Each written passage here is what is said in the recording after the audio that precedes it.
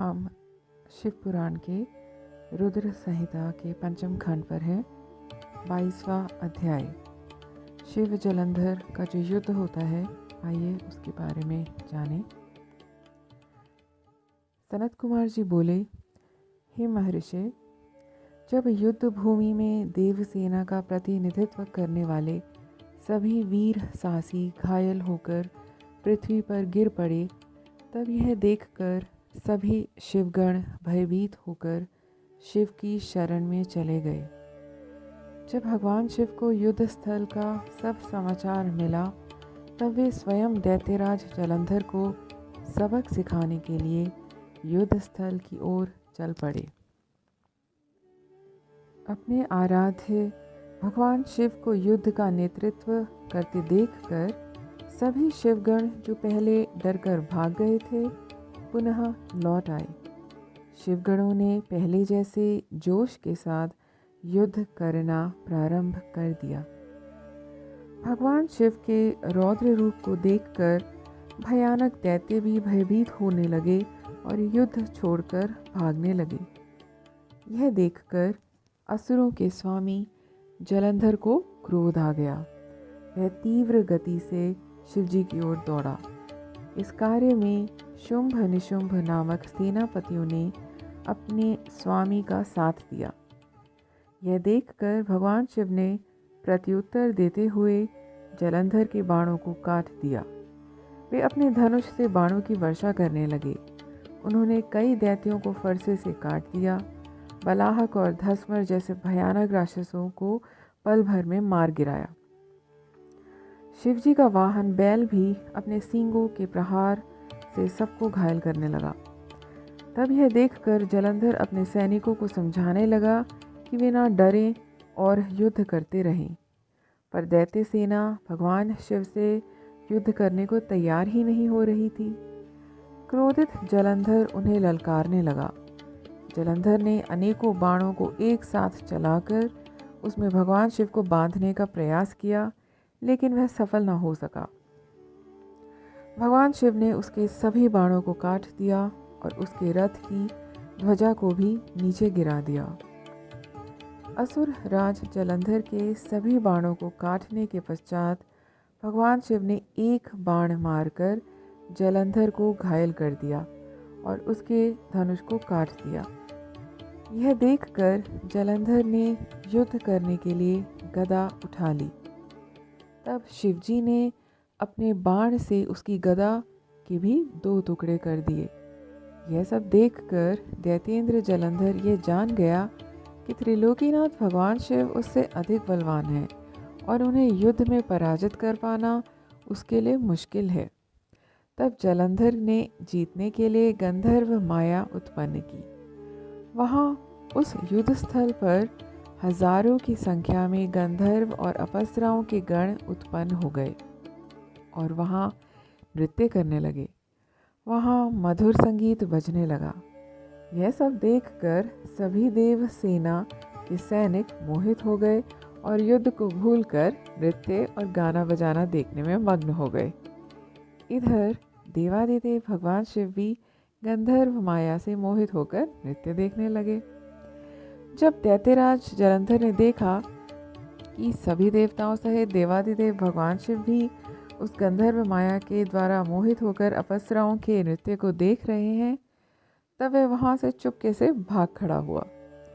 असुरराज जलंधर त्रिलोकीनाथ भगवान शिव का रूप धारण कर बैल पर बैठकर देवी पार्वती के पास कैलाश पर्वत पर पहुंचा। वहां कैलाश पर देवी पार्वती अपनी सखियों के साथ व्यस्त थी। जब उन्होंने अपने पति भगवान शिव को आता देखा, तब उन्होंने अपनी सखियों को वहां से भेज दिया और स्वयं भगवान शिव के समीप आ गईं। देवी पार्वती के अप्रतिम सौंदर्य को देखकर जलंधर का मन विचलित हो उठा और वह उन्हें अपलक निहारने लगा। जलंधर के इस प्रकार के व्यवहार को देख पार्वती को यह समझते हुए देर नहीं लगी कि वह कोई बहरूपिया है जो भगवान शिव का रूप धारण कर उन्हें ठगने आया है। यह विचार कर यह विचार मन में आते ही देवी पार्वती वहाँ से अंतर्धान हो गई। तब वे एक अन्य स्थान पर पहुँची और उन्होंने भगवान श्री हरि विष्णु का स्मरण करके उन्हें वहाँ बुलाया। विष्णु जी ने वहाँ पहुंचकर देवी को नमस्कार किया और उनसे प्रश्न किया कि क्या आप जलंधर के इस कार्य को जानते हैं। देवी पार्वती के इस प्रश्न को सुनकर श्री विष्णु ने हाथ जोड़ लिए और बोले, हे माता, आपकी क्या आज्ञा है, मैं उस दुष्ट को किस प्रकार का दंड दूं?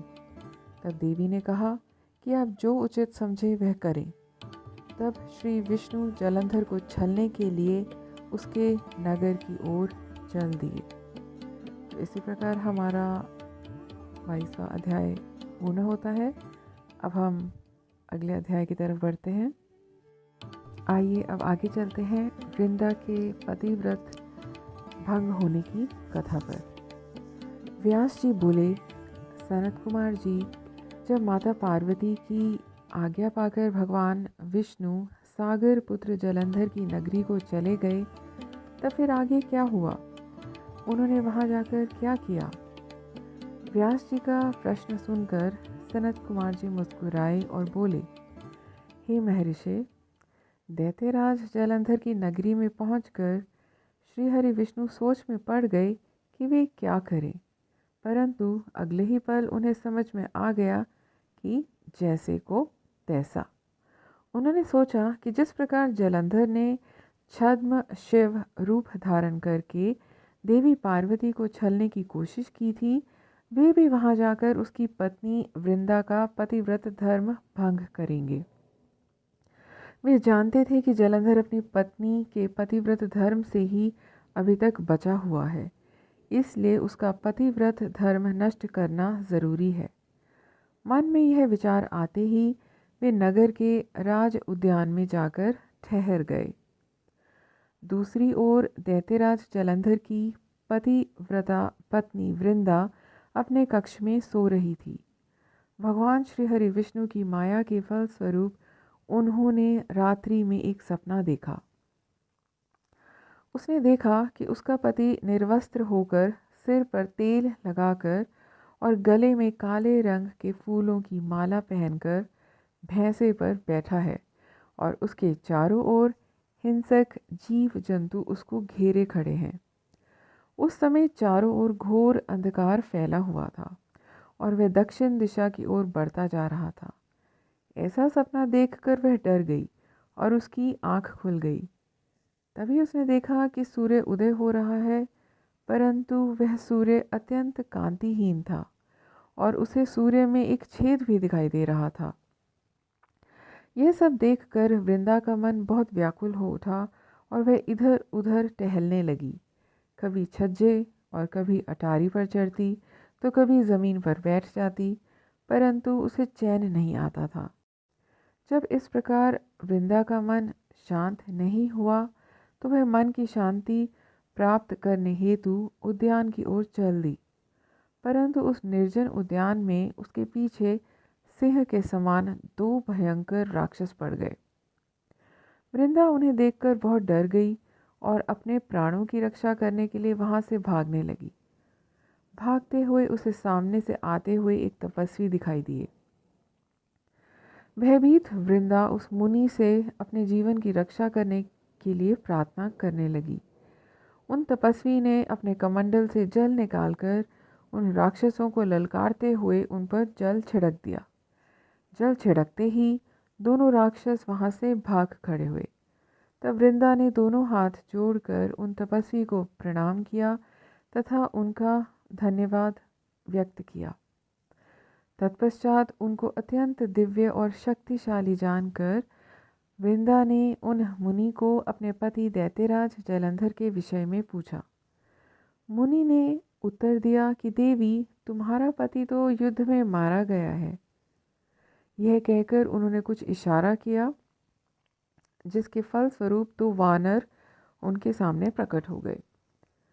अगले ही पल उन तपस्वी का संकेत पाकर वे वानर आकाश मार्ग से उड़कर चले गए और कुछ समय पश्चात दैत्यराज जलंधर का कटा हुआ सिर और उसके अन्य सामान को लेकर लौट आए। अपने पति जलंधर का कटा हुआ सिर देखकर वृंदा बेहोश होकर गिर पड़ी। कुछ समय पश्चात होश में आने पर रोते हुए वृंदा उन मुनि से प्रार्थना करने लगी कि वे उसके पति को पुनः जीवित कर दें। यह कहकर वह बहुत जोर जोर से रोने लगी और बोली कि यदि आप मेरे पति को जीवन दान नहीं दे सकते तो मुझे भी मृत्यु दे दें। वृंदा के इस प्रकार के वचन सुनकर मुनि बोले, हे देवी, तुम्हारे पति का व्रत वृंदा के इस प्रकार के वचन सुनकर मुनि बोले, हे देवी, तुम्हारे पति का वध त्रिलोकीनाथ भगवान शिव के द्वारा हुआ है, अतः उसको जीवित करना देवाधिदेव भगवान शिव का विरोध करना है। परंतु अपनी शरण में आए हुए मनुष्य की रक्षा करना मेरा भी धर्म है, इसलिए मैं तुम्हारे पति को पुनः जीवित अवश्य करूँगा। यह कहकर उन्होंने अपने कमंडल से जल निकाला और मंत्रोच्चारण करते हुए जलंधर पर छिड़का, जिसके फलस्वरूप वह जीवित हो गया। जलंधर को जीवन दान देकर वे तपस्वी वहां से अंतर्ध्यान हो गए। वस्तुतः उस तपस्वी ने ही सूक्ष्म रूप से जलंधर की काया में प्रवेश कर लिया था। दरअसल तपस्वी का रूप धारण करने वाले वे मुनि और कोई नहीं, स्वयं श्रीहरि विष्णु ही थे। अपने पति को अपने पास पाकर देवी वृंदा बहुत खुश हुई और तुरंत अपने पति को गले लग गई। उसने उन सब बातों को भयानक स्वप्न समझकर भुला दिया। फिर बहुत समय तक उस छद्म वेशधारी जलंधर के साथ वन में ही रमण करती रही।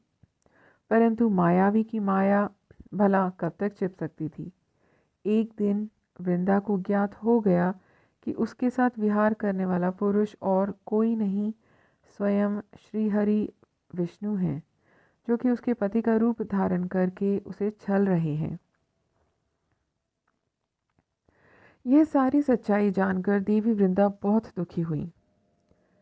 तुम्हें धिक्कार है, मैं किस प्रकार अपने पति का सामना कर सकती हूँ। अब मुझे जीवित रहने का कोई अधिकार नहीं है, पर तुम्हें तुम्हारी करनी की सज़ा अवश्य ही मिलेगी।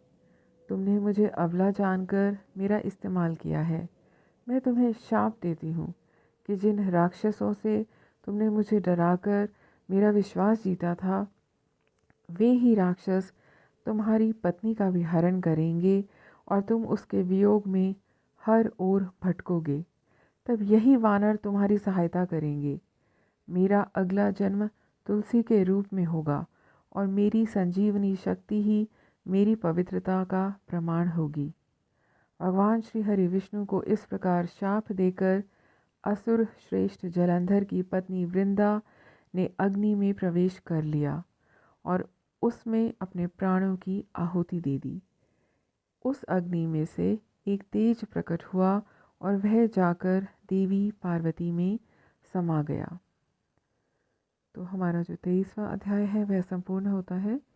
अब हम क्षमा याचना करेंगे।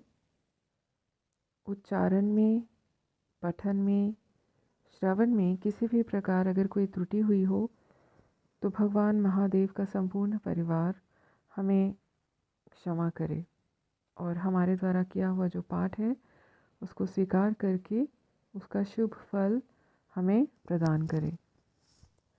आवाहनम न जानामि विसर्जनम, पूजा चैव न जानामि, क्षमस्व परमेश्वर। मंत्रहीनं क्रियाहीनं भक्तिहीनं जनार्दन, यत् पूजितं मया देव परिपूर्ण तदस्तु मे। यत् पूजितं मया देव परिपूर्ण तदस्तु मे। हर हर महादेव। ओम